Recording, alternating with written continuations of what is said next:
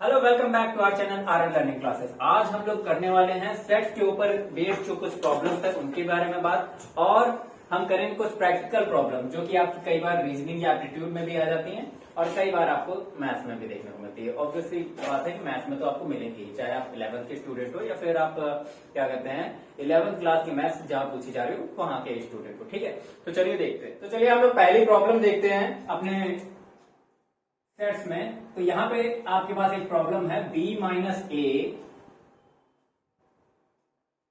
Union A intersection B. ठीक है, इसको ये आपकी प्रॉब्लम है और इसके आपके मान लीजिए चार ऑप्शन है, a minus B, b minus A, और थर्ड ऑप्शन आपका मान लीजिए है a और फोर्थ है b। ठीक है, तो आपको देखना इसमें दो तरह से, या तो आप क्या कहते हैं सॉल्व करके देखें। ठीक है, जितना भी आपका आइडेंटिटी लॉ था या फिर आइडेंटिटी लॉ था, जो भी आप लॉ लगा सकते हैं उसके थ्रू कर सकते हैं, या फिर आप जो है डायरेक्ट वेन डायग्राम पे जा सकते हैं। मैं वेन डायग्राम से करने की कोशिश करता हूं और बताता हूं आपको कि कैसे होगा। ये आपका यूनिवर्सल सेट था, हमने कहा था कि रेक्टेंगल में हम लोग यूनिवर्सल सेट डिनोट करेंगे। अब आपके पास दो सेट है, ए यूनियन ए और बी। तो ए को हम लोग मान लीजिए ये डिनोट कर दे रहे हैं, ठीक है, और बी हमारा डिनोट हो गया मान लीजिए ये। ठीक है, तो उसने क्या कहा b माइनस ए। अब b माइनस ए का मतलब क्या है,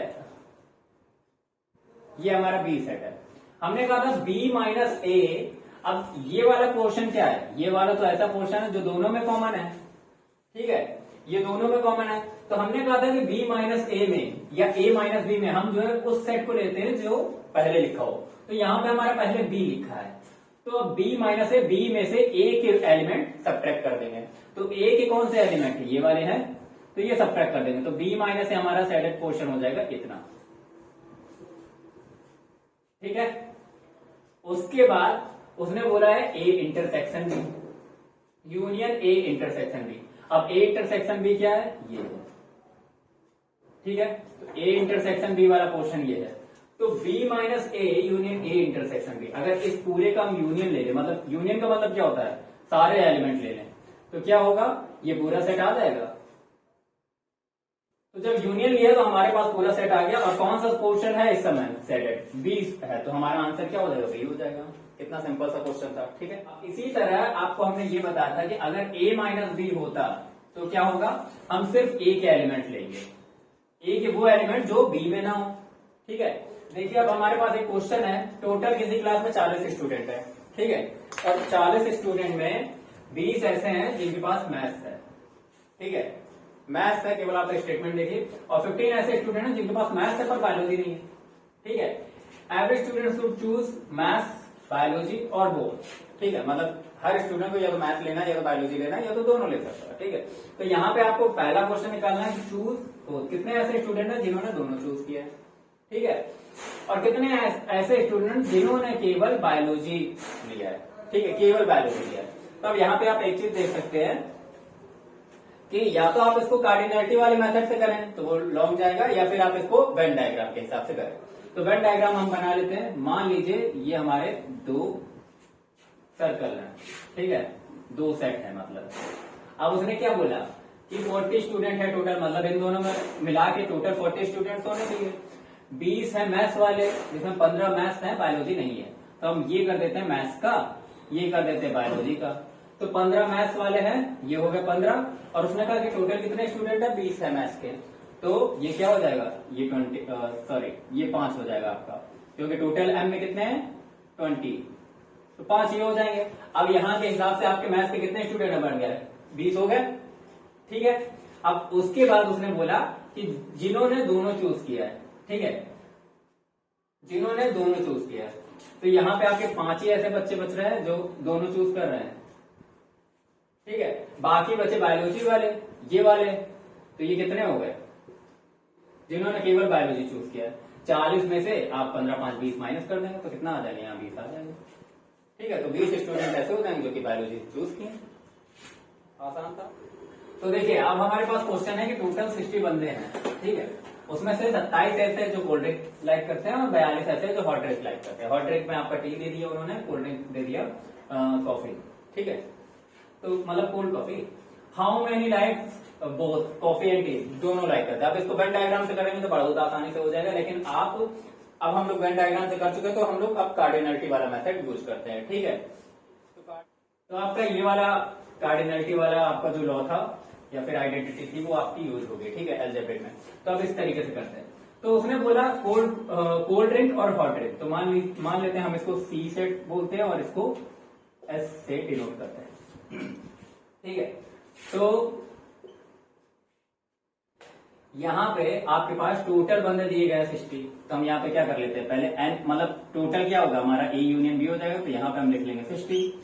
उसके बाद एन ए की जगह हम लोग यहाँ पे क्योंकि हम कोल्ड ड्रिंक ले रहे हैं तो कोल्ड ड्रिंक का सी ले लेते हैं, यहाँ पे हम कॉफी हॉट ड्रिंक ले रहे हैं तो एच ले लेते हैं, यहाँ पे भी हम एच ए और बी की जगह सी और एच ले लेते हैं, ठीक है, और यहाँ पे भी हम सी और एच ले लेते हैं।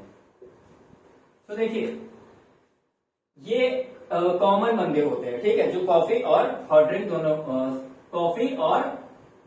ड्रिंक दोनों लाइक करेंगे। अगर वेन डायग्राम में देखें तो हमने क्या बताया था, ये अगर हमारे दो सेट्स हैं मान लीजिए ये वाले, तो ये वाला जो पोर्शन होगा आपका बीच वाला कॉमन पोर्शन ये वाला, तो ये क्या होगा, ये ए इंटरसेक्शन बी होगा, ठीक है, ये होगा आपका बी, ये आपका होगा ए, ठीक है। तो इस तरीके से रहेगा और ए यूनियन बी में क्या हो जाएगा, सारे एलिमेंट्स हो जाएंगे। तो यहाँ पे ए यूनियन बी में आपका जो है 60 आ जाएगा और सी में आपका आ जाएगा 27 प्लस 42।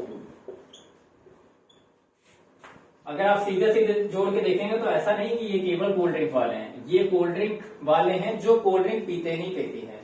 अब उसमें ये नहीं इन्वॉल्व है कि जो ये हॉट ड्रिंक नहीं पीते हैं, ठीक है। तो इसमें हॉट ड्रिंक वाले भी कुछ बंदे हैं क्योंकि आप कभी कभी चाय और कॉफी दोनों पीते हैं, ठीक है, और कभी कभी जो है क्या कहते हैं, कुछ लोग ऐसे होते हैं जो चाय पसंद करते हैं कॉफी नहीं पसंद करते, तो वो सारी चीजें 27 42 कितना हो जाएगा और 4 तो 6 हो जाएगा, ठीक है। तो यहाँ पे 60 आ जाएगा, टोटल 9 लोग ऐसे आ जाएंगे जो कि इस सेक्शन में है, कॉमन वाले सेक्शन में, ठीक है। अब बना के देख लेते हैं हम लोग।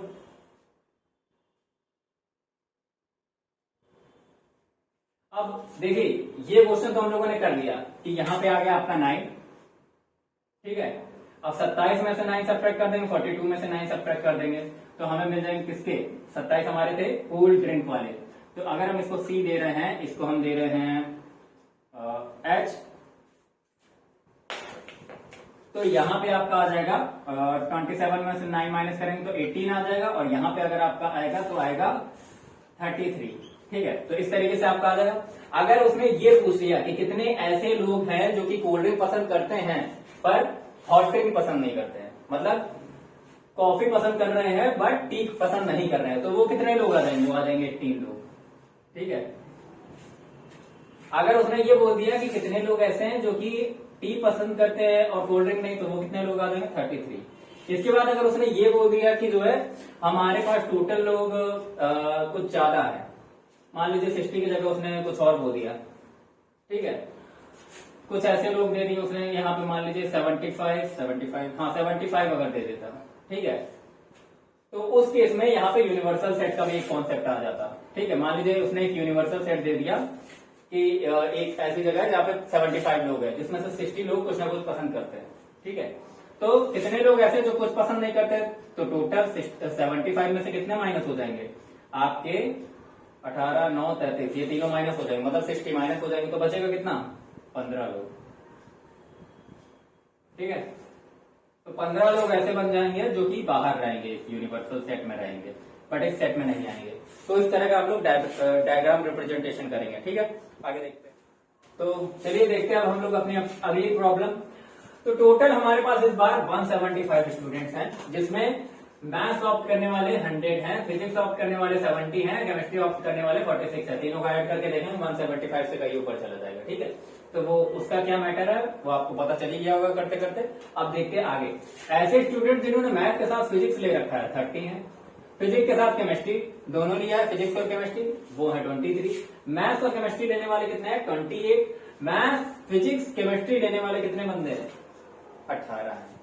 ठीक है, तो अब यहाँ पे हमें ऐसे बंदे छांटने हैं जिन्होंने केवल मैथ्स लिया हो, केवल फिजिक्स लिया हो, केवल केमिस्ट्री लिया हो, या फिर कोई भी सब्जेक्ट ना लिया हो। ठीक है, तो आप सोचो 175 में कुछ बच्चे ऐसे भी जिन्होंने कुछ नहीं लिया, तो 175 हमारा क्या हुआ, यूनिवर्सल सेट हो गया इस हिसाब से। तो ठीक है, तो चलिए देखते हैं। अब पहले तो हम यहाँ पे एक बड़ा सा वेन डायग्राम बनाते हैं। ठीक है, मान लीजिए ये वाला जो हमारा गोला है, ये हमारा रिप्रेजेंट कर रहा है किसको, मैथ्स को, ये फिजिक्स को और केमिस्ट्री को, और इन्हीं मैथ्स और फिजिक्स के बेस पे आपका एग्जाम निकला है। ठीक है, तो दोनों नहीं आएगा, आप परेशान न होंगे। मैथ्स वाले कितने बंदे हैं, मान लीजिए हम ये मैथ्स को डिनोट करता है सेट, ये फिजिक्स को डिनोट करता है और ये केमिस्ट्री को डिनोट करता है। अगर ऐसे लिखा है तो टेक्निकली ये जो है आपकी कार्डिनलिटी है। ठीक है, एन ऑफ मैथ्स, ये क्या है, ये कार्डिनलिटी है। तो कार्डिनलिटी को हम लोग किससे डिनोट करते हैं, हम लोगों ने देखा था कि एन ऑफ एम, इस तरह से हम लोग डिनोट कर रहे थे, ऑर्डर ऑफ एम। ठीक है, तो ये सारी जो नंबर्स लिखे होते हैं ना प्रैक्टिकल प्रॉब्लम में, ये आपकी कार्डिनलिटी के बेस पे ही सॉल्व होते हैं। ठीक है, क्योंकि इसमें अलग अलग एलिमेंट्स के नेम नहीं दिए हैं, टोटल नंबर ऑफ एलिमेंट्स दिए हैं। ठीक है, 100 स्टूडेंट्स दिए हैं, स्टूडेंट्स के नाम नहीं दिए, तो ये सेट का रिप्रेजेंटेशन नहीं है, ये क्या है, ये कार्डिनलिटी का रिप्रेजेंटेशन हुआ। ठीक है, अगर फिजिक्स बच्चे 70 बच्चों ने लिया तो वो क्या हुआ, फिजिक्स की कार्डिनलिटी होगी। मान लीजिए पी से हम लोग फिजिक्स को डिनोट कर रहे हैं, यहाँ पे एन ऑफ सी लिख दे रहे हैं। अब मैथ्स और फिजिक्स दोनों की कार्डिनलिटी क्या है, हम इसको डिनोट कर देते हैं एन एम इंटरसेक्शन। जिन्होंने दोनों लिया है एम इंटरसेक्शन पी, मतलब दोनों का मतलब क्या है, इंटरसेक्शन। और फिजिक्स और केमिस्ट्री का पी इंटरसेक्शन सी हम ले रहे हैं, तो इसकी कार्डिनलिटी आपको 23 दी है। एम और सी मतलब मैथ्स और केमिस्ट्री की, तो ये आपका इस तरह से डिनोट हो जाएगा। एम पी सी तीनों की कार्डिनलिटी, इसके लिए लास्ट में जब हमने वीडियो में दिखाया था तो आपको नीचे एक फॉर्मूला मिला होगा। ठीक है, तो वही फॉर्मूला यहाँ पे आप यूज भी कर सकते हैं, M intersection P intersection C. तो हम इसको वेरिएबल से कर लेते हैं। मान लीजिए यहाँ पे मान लेते हैं हम ए है, यहाँ बी है, यहाँ सी है, यहाँ डी है। ठीक है, यहाँ पे आपका ई हो गया, यहाँ एफ हो गया, यहाँ जी हो गया। समझ में आ गया। अब देखिए इसको हम जो है एक एक करके करते हैं। A plus B plus C plus D आपके पास कितनी क्या है, A plus B plus C plus D आपका है 100। क्यों, क्योंकि ये पूरा सेक्शन किसका है, ये गोला किसका है, मैथ्स का है, तो मैथ्स के कितने बच्चे हैं 100। ठीक है, उसके बाद अगर हम B plus C plus F plus E ले जाएं तो उसके कितने बच्चे हैं, ये क्या है, फिजिक्स का सेक्शन है आपका। ठीक है, ये मैथ्स का सेक्शन है, तो फिजिक्स के कितने हैं 70, ये याद रखिएगा। तो अगर हम ये चारों ले ले, B C F E, B plus C plus F plus E, तो ये कितने बच्चे हैं, ये 70 बच्चे हैं। ठीक है, अगर हम ले लेते केमिस्ट्री के बच्चे, तो केमिस्ट्री में क्या क्या पोर्शन आ रहा है, ये आ रहा है D plus C plus F plus G, तो यहाँ पे हम लिख लेते C plus D plus F plus G equal to कितने बच्चे हैं, 46 बच्चे हैं। उसके बाद आपका जो है क्या कहते हैं, ये कॉमन वाला पार्ट लेते हैं, M intersection P. M intersection P में क्या आ रहा है, एम इंटरसेक्शन पी में आपका ये वाला पार्ट आ रहा है, मतलब बी प्लस पी आ रहा है। तो बी प्लस सी में क्या आएगा, 30 आएगा। ठीक है, पी इंटरसेक्शन सी में कौन सा पार्ट आ रहा है, पी इंटरसेक्शन सी, पी और सी, एफ प्लस सी आ रहा है इसमें, तो एफ प्लस सी, ये कितना आ रहा है आपका 23 आ रहा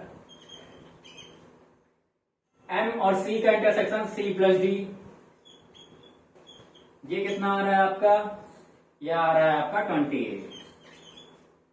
ठीक है, इसके बाद आपका एक और बचा एम पी सी, मतलब केवल सी की वैल्यू आपको कितनी दे रहा है, सी की वैल्यू आपकी आ गई 18। देखिए अब वैल्यू निकलना चालू हो जाए यहां से, तो सी हमारा पहले आ गया 18, उसने दे रखा है कि जो तीनों पढ़ते हैं वो कितने हैं 18, तो ये तो हमें मिल गया 18 भाई। ठीक है, अब यहां से हमें एफ मिल जाएगा। अगर इस वाली क्वेश्चन से देखें तो एफ कितना आ जाएगा, 5 आ जाएगा। ठीक है, अब इसको इरेज कर देते हैं, आप क्वेश्चन नोट कर चुके होंगे। तो देखिए यहां से आपका एफ आ गया, b प्लस सी से आपका b आ जाएगा, b कितना आ जाएगा, b प्लस सी 30 था, 18 हम सब्ट्रैक्ट कर देंगे तो बचेगा कितना 12 आ गया। उसके बाद c प्लस d से आपका d आ जाएगा, d कितना आ जाएगा 28 माइनस 18 10, ठीक है। उसके बाद b प्लस सी हो गया, प्लस सी प्लस डी सब हो गया, आपको कितने मिल गया, b d c f मिल गया, b d c मिल गया। तो 100 में हम क्या माइनस कर देंगे, b d c b c d sorry, तो यहाँ पे c 18 है, d 10 है, b 12 है, तो a में क्या बचेगा, तीनों को ऐड कर देंगे तो a में आपका बचेगा 100 माइनस 12 प्लस 10 प्लस 18, 12 प्लस 18 13 10 40, तो यहाँ पे आ जाएगा आपका 60। तो ये जो a है ये कौन से हैं, ये a केवल मैथ वाले हैं, ठीक है, जिन्होंने मैथ के अलावा कुछ भी नहीं लिया है, ठीक है। तो यहाँ पे आपका क्या आ गया 60 आ गया, a की जगह आ गया आपका 60, पहला आंसर आपका, ठीक है।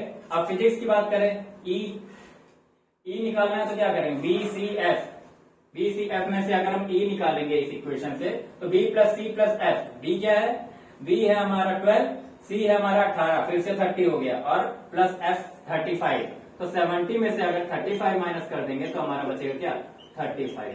मतलब यहाँ पे कितने बच्चे हैं, 35 बच्चे हैं जो केवल फिजिक्स पढ़ रहे हैं, ठीक है। अब केमिस्ट्री वाले 46, तो केमिस्ट्री वाले 46 दिए गए हैं, तो यहाँ पे हमने केमिस्ट्री वाले को किससे रिप्रेजेंट किया है, ये रिप्रेजेंट किया था, देखिए कौन सा पोर्शन है, ये वाला पूरा पोर्शन है, तो सी डी एफ जी। अब सी डी एफ जी है, सी आपके पास ये है, डी ये आपके पास है और एफ है आपके पास ये, तो 10 18 28 हो जाएगा, 8 5 13 33 हो जाएगा, तो ये टोटल कितना 46। यहां से अगर आप जी निकालेंगे तो कितना आ जाएगा 46 माइनस 33, ठीक है। तो यहां पे आपका आ जाएगा 3 और 1 13 आ जाएगा। तो मतलब केमिस्ट्री वाले कितने आ गए आपके पास, मैंने जी क्यों लिखा था, तो जी है ना उसके, अच्छा ये केमिस्ट्री वाले, सॉरी ये कैपिटल सी था, CH लिख देते हैं। तो केमिस्ट्री वाले आपके कितने मिल गए 13 मिल गया। ये पहले तो मतलब आपका सॉल्व हो गया अलग अलग वाला, ठीक है। आप जो देखते हैं डी का क्या था, अब हम इसको एक बार दोबारा से जो बना लेते हैं सही से, इसको हटा देते, इसको हटा देते, इसको हटा देते। तो देखिए ये आपके 13 थे, ये 35 था, आपके फिजिक्स वाले आ रहे थे 60, ठीक है। और उसके बाद आपका मैंने डिलीट कर दिया A B C D, ठीक है। ये आपका था सी वाला पोर्शन, कॉमन वाला पोर्शन, तो ये आपका 18 था, ठीक है। उसके बाद ये आपका था डी वाला पोर्शन, तो डी में आपका क्या वैल्यू आया, डी में आया आपका 10,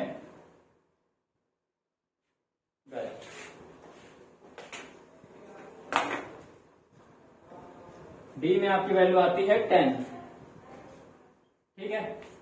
उसके बाद ये था ए, ये था बी, ये था सी, ये था डी। बी की वैल्यू क्या आ रही थी, बी की वैल्यू आपकी आ रही थी 12,